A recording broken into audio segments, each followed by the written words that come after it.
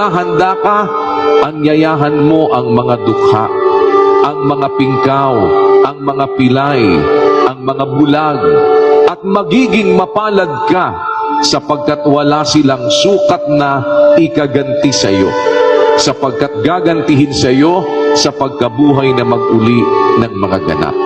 Kaya ito po ay isinasagawa ng MCGI sa iba't ibang dako, sa iba't ibang panig ng mundo, hindi lamang po dito sa atin sa Pilipinas.